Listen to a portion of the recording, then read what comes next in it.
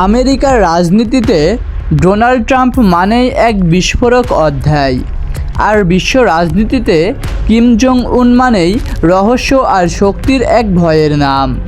সম্প্রতি ট্রাম্পের একটি মন্তব্য নিয়ে পুরো বিশ্বে শুরু হয়েছে তুমুল হইচই। ট্রাম্প নাকি বলেই বসলেন, ইরানের সবাইকে শেষ করে দেব। আর ঠিক এই কথার পরেই বিশ্ব দেখল এমন এক দৃশ্য যা দেখে শিউরে উঠেছে খোদ আমেরিকা। উত্তর কোরিয়ার এক মহানায়ক কিম জং উন সরাসরি আকাশে উড়িয়ে দিলেন শক্তিশালী মিসাইল। আসলে ঠিক কী ঘটেছে পর্দার আড়ালে? ট্রাম্পের এই হুমকির জবাবে কিম জং উন কেন এমন আক্রমণাত্মক পদক্ষেপ নিলেন? আজকের এই ভিডিওতে আমরা পুরো বিষয়টি সম্পর্কে গভীরভাবে বিশ্লেষণ করব, তাই ভিডিওটি শেষ পর্যন্ত দেখতে থাকুন। ডোনাল্ড ট্রাম্প বরাবরই তার আক্রমণাত্মক এবং চটকদার বক্তব্যের জন্য পরিচিত। মধ্যপ্রাচ্য এবং বিশেষ করে ইরানের প্রতি তার দীর্ঘদিনের ক্ষোভ কারো অজানা নয়। ট্রাম্পের সাম্প্রতিক কিছু মন্তব্য আন্তর্জাতিক মাধ্যমে ঝড় তুলেছে।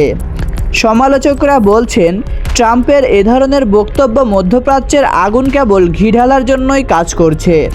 ইরানও চুপ করে বসে নেই।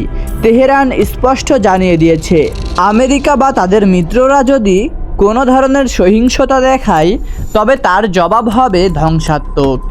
কিন্তু সবার মনে একটাই প্রশ্ন, আমেরিকা আর ইরানের এই তীব্র উত্তেজনার মাঝে হঠাৎ উত্তর কোরিয়ার কিম জং উন কেন এই খেলায় জড়িয়ে পড়লেন? ঠিক যখন ট্রাম্পের ইরান বিরোধী মন্তব্য বিশ্বজুড়ে আলোচনার কেন্দ্রবিন্দুতে, ঠিক তখনই পিয়ংইয়ং থেকে আকাশে গর্জে ওঠে উত্তর কোরিয়ার অত্যাধুনিক মিসাইল। আন্তর্জাতিক রাজনীতিতে কিম জং উন হলেন এমন একজন নেতা যিনি কথার চেয়ে কাজে বেশি বিশ্বাস করেন, বিশেষ করে সেগুলো যখন আমেরিকার বিরুদ্ধে যায়।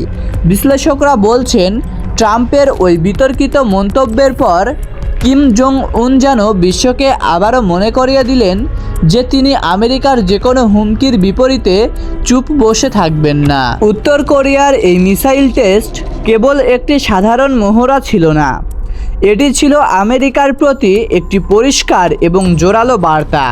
এখন ভাবুন তো, পরিস্থিতি কোথায় গিয়ে ঠেকেছে। একদিকে মধ্যপ্রাচ্যে চরম অশান্তি, অন্যদিকে কোরিয়ান উপদ্বীপে পারমাণবিক শক্তির হুঙ্কার। মার্কিন নীতি নির্ধারকরা এখন এক জটিল ধাঁধার মুখে। ট্রাম্পের মতো নেতারা যখন প্রকাশ্যে এ ধরনের হুমকি দেন, তখন বিশ্বশান্তি এক মারাত্মক ঝুঁকির মুখে পড়ে যায়।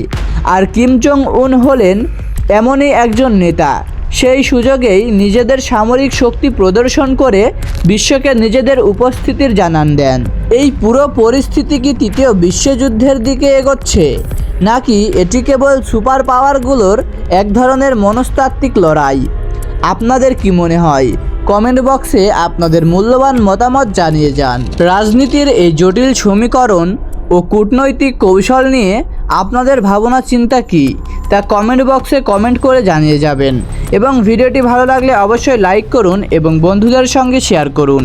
আর এই ধরনের আরও রোমাঞ্চকর এক্সক্লুসিভ আন্তর্জাতিক খবরের আপডেট পেতে আমাদের চ্যানেলটি সাবস্ক্রাইব করে পাশেই থাকুন। ধন্যবাদ সবাইকে।